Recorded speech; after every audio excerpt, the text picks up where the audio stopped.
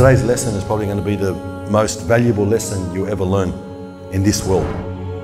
Most funerals you go to, you'll stand here and look down, but one day you'll be the one down there. And it's a different view when you're down there. It's a view of reality. I hear a lot of stories.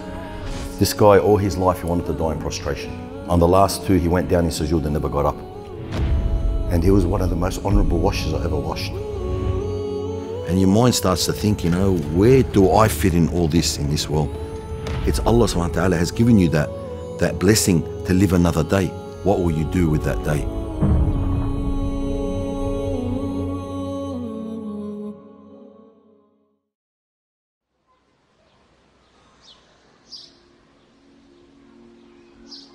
Assalamu alaikum wa rahmatullahi wa barakatuh. My name is Ahmad Hraichie.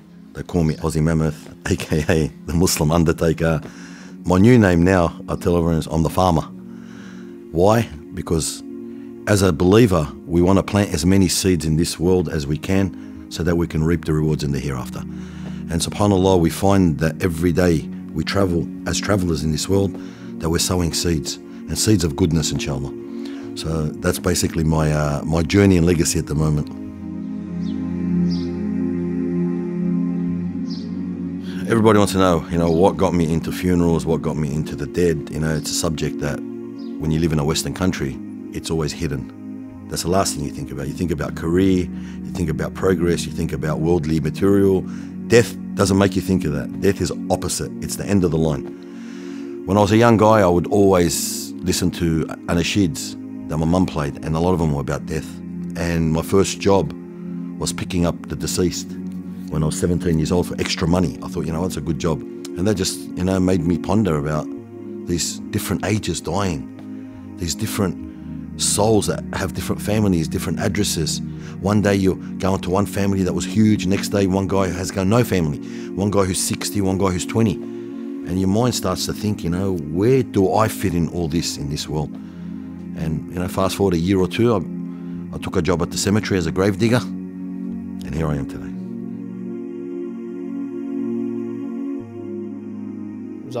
On the topic of this life, another question says, how can we die with a husn khatima, good end? What things can we do in this world to ensure that the moments leading up to our death causes a husn khatima? SubhanAllah, in the field I do, I hear a lot of stories, and I ask to hear those stories. I want to know what that person did in his life to give him the ending that he got. I remember one story 2 summers ago. A guy just started rocking up to the mosque about 3:30 a.m. Young guy, maybe late 30s, early 40s.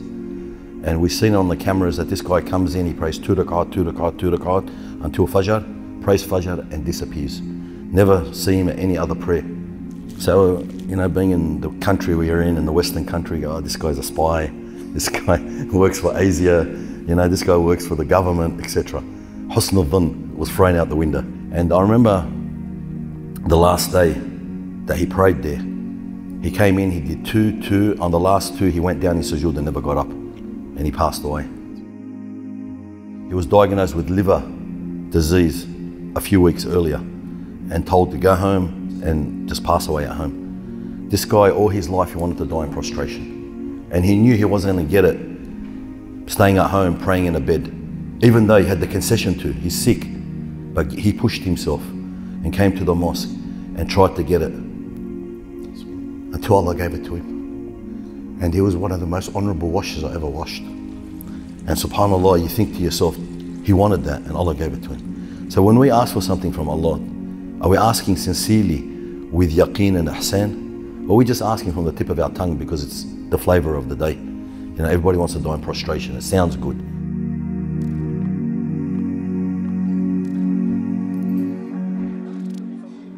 The Muslim cemetery needs no introduction.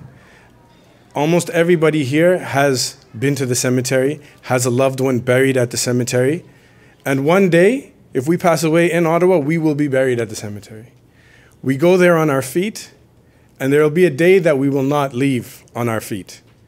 The amount of janazas have increased to almost 300 janazas a year. We need to develop the rest of the cemetery. This is one of the most important projects in the city, and sometimes we don't realize that we need this until something happens. SubhanAllah, you know, I don't really look at my messages on social media. When Allah subhanahu wa ta'ala plans something, it's going to happen. I just went through some of the messages and I saw one from Ottawa Muslim Cemetery.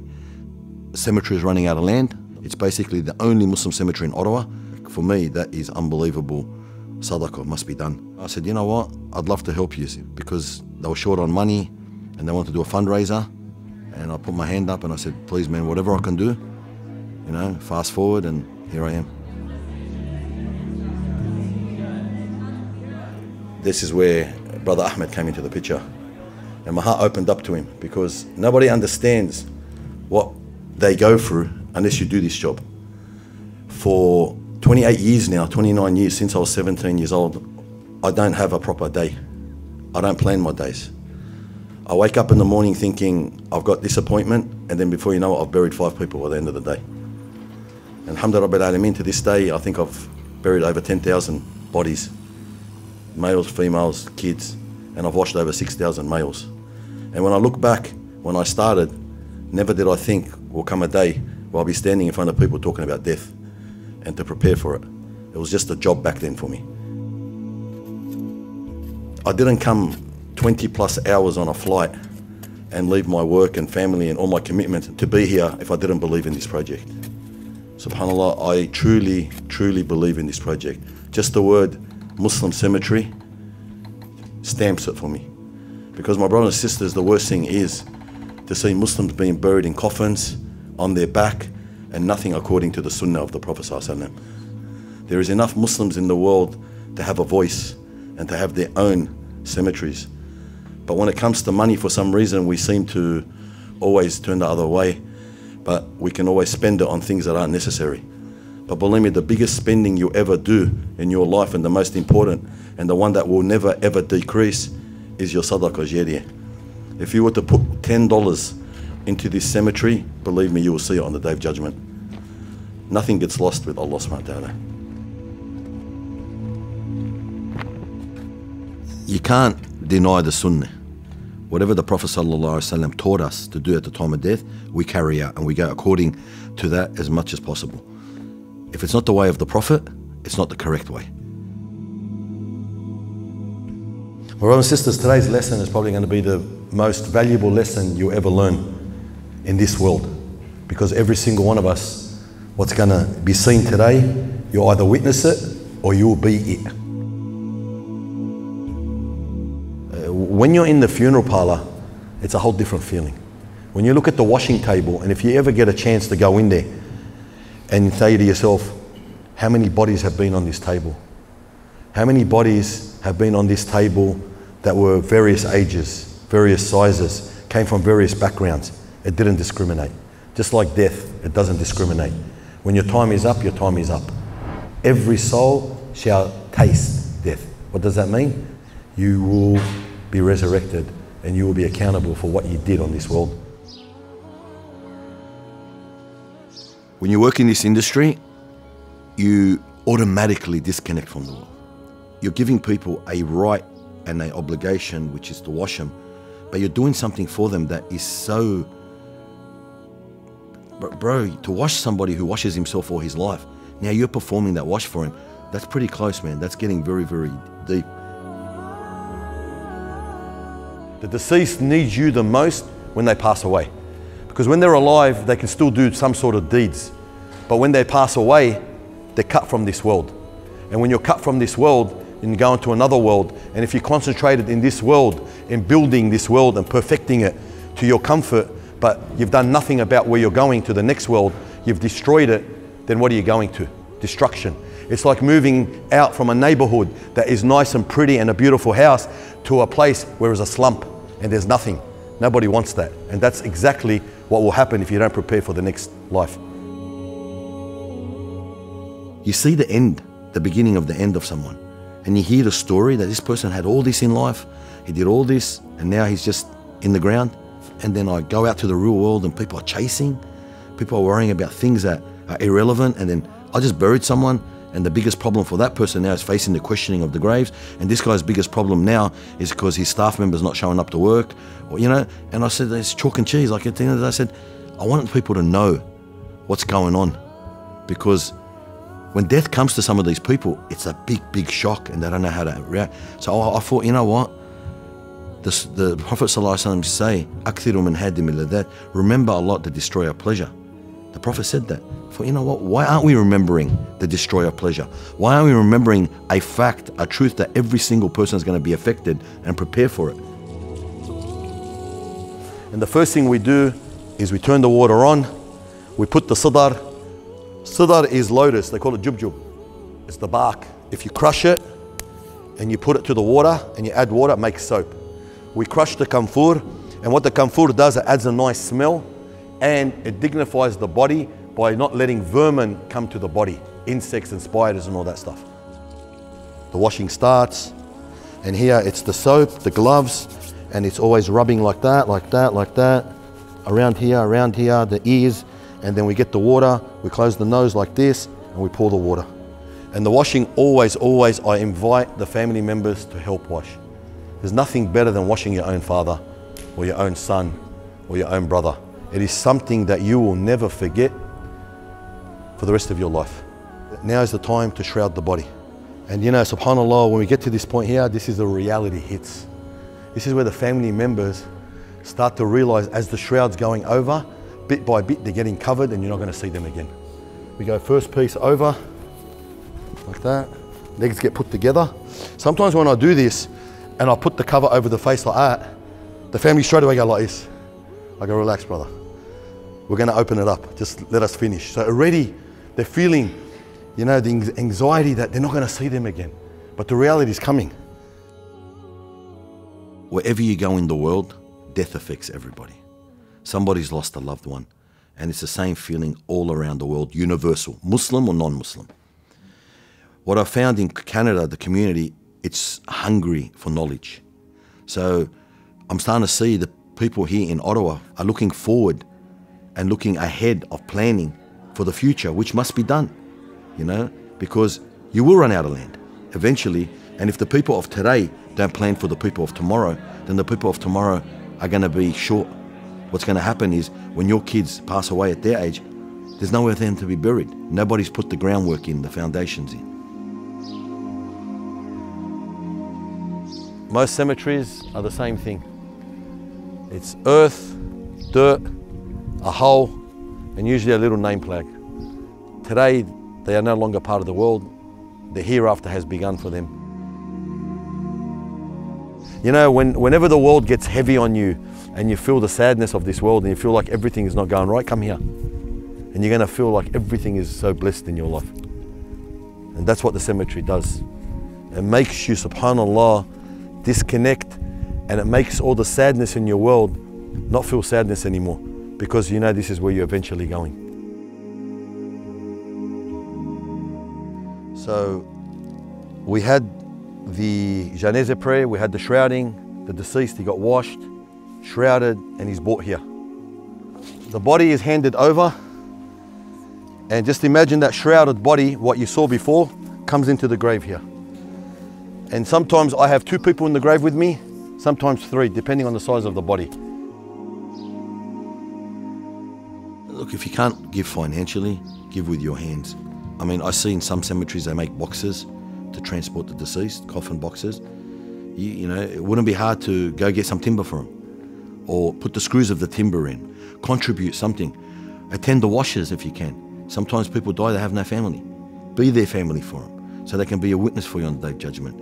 Help carry that coffin. I mean, we have people, sometimes there's no one to carry a coffin for somebody. There's no family members. Or the family members are all ladies, which ladies don't carry coffins.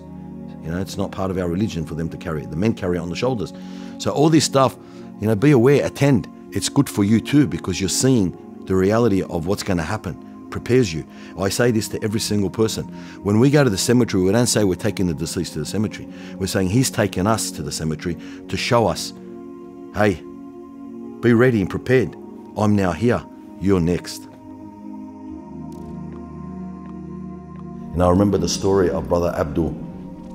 In 2000, in Sydney, we ran out of land.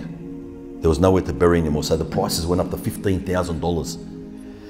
And you know, subhanAllah, I remember that time because a man called me and said, brother, are you the guy that digs the graves? I said, yeah, that's me. He said to me, I have a cemetery. I said, you got a cemetery? Where'd you get a cemetery from?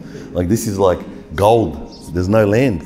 I thought it was a joke. Like, you know, this guy from in the Pacific, wherever he was.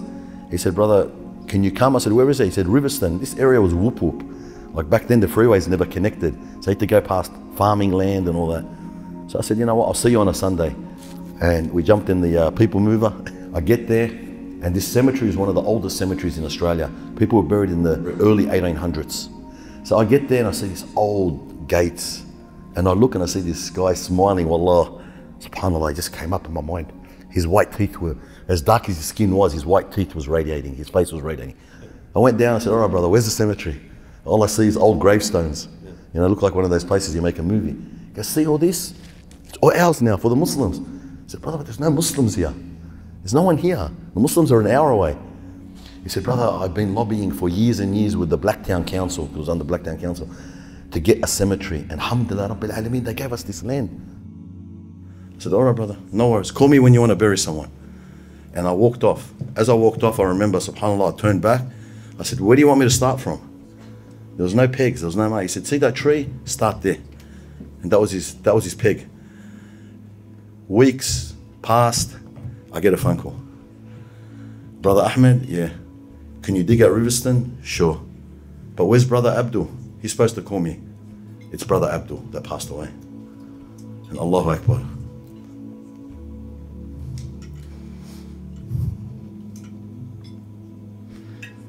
I buried him. The last time I saw him, he was talking to me about a sadaqah they had just done, smiling, happy, had hopes. And now I'm putting him into a grave and I bury him. I don't know this man. I don't know him from a bar of soap. I buried him right where that tree was, where he told me start. He's there till this day. And I think to myself, this was a smart man. This was a smart man because he thought of death and prepared for it. Every talk Brother Ahmed did while he's been here in Ottawa, he spoke about his parents, right? And we wanted to do something special for him, just to honor him. So we made this bench and we have this tree in honor of Brother Ahmed's mother. Allah yarhamon. See what I say, Sadaqah Jariyah for your parents. My parents would never have ever, they went Lebanon to Australia, that was it. They've got their name in a country that they never ever thought of. And your father's name on the side. Hajj Burhan. Yeah. And we have a tree that inshallah will grow and will give shade to anybody in this area. It will be a Sadaqah Jariyah for your family. And you will always be remembered at the Ottawa Muslim Cemetery. Oh, this is unbelievable, man. Allah, this is subhanAllah.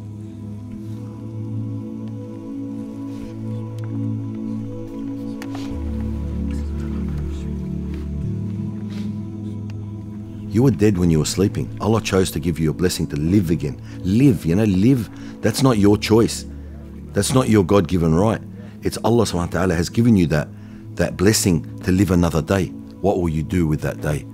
We've had people, subhanAllah, you know, young guys going out in a car, you know, blazing music, this, that, and that was the last night they ever drove. They last words were music and craziness, and because they always thought I had more time. No, you don't know if you have more time. Time is something you don't control, because we're at loss. At loss, you know, Surah Al-Asr says we're all at loss because our time is eroding. The only thing that will give us any benefit is the good deeds of this world. So if you're not doing that good deed and your time is coming up, then subhanAllah, may Allah subhanahu wa ta'ala make it easy for you. Because the reality is you will pass away, because every soul shall taste death. You will meet the angel of death, because the 111 plus billion souls that have already passed away from the beginning of time have all gone through death. So what's going to make any difference for you?